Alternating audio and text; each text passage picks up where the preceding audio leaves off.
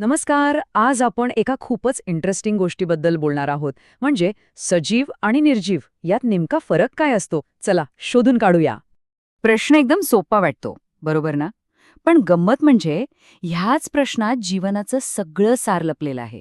आज आपण ह्याच प्रश्नाच्या मुळाशी जाणार आहोत. ओके, तर मग सुरुवात करूया. एखादी गोष्ट सजीव आहे हे आपण कशावरून ठरवतो?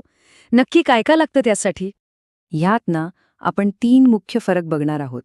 एक म्हणजे प्रजनन, दुसरं उत्सर्जन आणि तिसरं म्हणजे त्यांचं आयुष्य. चला एक एक करून बघूया हे सगळं काय आहे ते. तर सजीवांची सगळ्यात पहिली आणि महत्वाची गोष्ट ती म्हणजे स्वतःसारखा दुसरा जीव निर्माण करण्याची ताकद. याच गोष्टीला आपण प्रजनन असं म्हणतो. यालाच सायन्सच्या भाषेत रिप्रोडक्शन किंवा प्रजनन म्हणतात. ही एक अशी प्रोसेस आहे ज्यामुळे पिढ्यानपिढ्या जीवसृष्टी चालू राहते. हे बघा ना, निसर्गातला प्रत्येक सजीव, मग तो पक्षी असो किंवा एखादा प्राणी, तो आपला वंश पुढे चालू ठेवतो. आणि हेच तर जीवनाचं एक मोठं वैशिष्ट्य आहे. आता प्राण्यांमध्ये हे 2 प्रकारे होतं. काही प्राणी जसं की कुत्रा, मांजर, गाय हे थेट पिल्लांना जन्म देतात. तर काही जसं की साप, कावळा, कोंबडी हे आधी अंडी घालतात आणि मग त्यातून पिल्लं बाहेर येतात. म्हणजे मुद्दा अगदी सरळ आहे. ही जी निर्मितीची ताकद आहे ना, ती फक्त आणि फक्त सजीवांमध्येच असते. कधी ऐकलंय का की एका दगडातून दुसरी सायकल तयार झाली? नाही ना, कारण निर्जीव वस्तू असं काही करूच शकत नाहीत.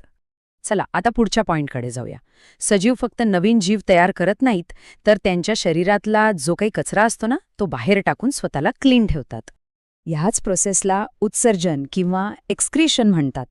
आता होतं काय की शरीरात ज्या काही क्रिया चालू असतात त्यातून काही टाकाऊ पदार्थ तयार होतात आणि हे पदार्थ बाहेर फेकले नाहीत तर सजीव आजारी पडू शकतो, तो निरोगी राहूच शकत नाही.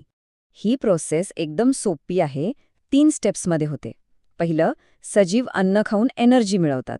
दुसरं, या प्रोसेसमध्ये काही कचरा तयार होतो. आणि तिसरं, शरीर हा कचरा बाहेर फेकून देतं. सिंपल. प्राण्यांमध्ये हे काम करण्यासाठी काही स्पेशल ऑर्गन्स असतात, जसं की आपली फुफ्फुसं, किडनी, आतडी आणि अगदी त्वचासुद्धा. हे सगळे अवयव शरीरातला कचरा बाहेर टाकायला मदत करतात. बरं, आता आपण जीवनाच्या एका अशा पैलूबद्दल बोलूया जो खूप महत्वाचा आहे. तो म्हणजे प्रत्येक सजीवाला एक सुरुवात असते आणि एक शेवटही असतो. बघा, प्रत्येक सजीव जन्माला येतो, मोठा होतो आणि मग एक वेळ अशी येते की त्याचं शरीर थकतं, काम करायचं थांबवतं. यालाच आपण मृत्यू म्हणतो. पण निर्जीव वस्तूंचं तसं नसतं. त्यांना असं काही ठराविक आयुष्य नसतं. आणि गंमत म्हणजे प्रत्येक सजीवाचं आयुष्य सारखं नसतं. ते खूप वेगवेगळं असतं. उदाहरणार्थ, एक साधी घरमाशी फक्त 1 ते 4 महिने जगते, तर कुत्रा साधारण 16 ते 18 वर्ष, शहामृग चक्क 50 वर्ष आणि हत्ती तर तब्बल 70 ते 90 वर्षांपर्यंत जगू शकतो.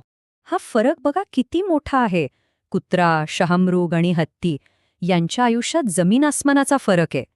हे आपल्याला या तुलनेवरून लगेच लक्षात येतं.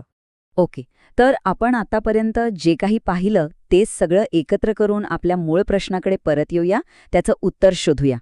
तर मग पक्षी आणि दगड यांच्यात नेमका फरक काय? तर तो आहे या 8 लक्षणांचा. म्हणजे पेशीमय रचना, हालचाल, चेतना, वाढ, श्वसन, प्रजनन, उत्सर्जन आणि मृत्यू. ह्या सगळ्या गोष्टी सजीवांमध्ये दिसतात, पण दगडात किंवा कोणत्याही निर्जीव वस्तूत दिसत नाहीत. आपण यातल्या 3 महत्वाच्या गोष्टींबद्दल आज बोललो. पण 1 मिनिट थांबा. एक विचार करण्यासारखा प्रश्न आहे. ही सगळी लक्षणं तर पृथ्वीवरच्या जीवनाची आहेत. पण विचार करा, ह्या विश्वात, या ब्रह्मांडात दुसरीकडे कुठे जीवन असेल तर त्यांची लक्षणं सुद्धा हीच असतील की काहीतरी पूर्णपणे वेगळं असेल? काय वाटतं?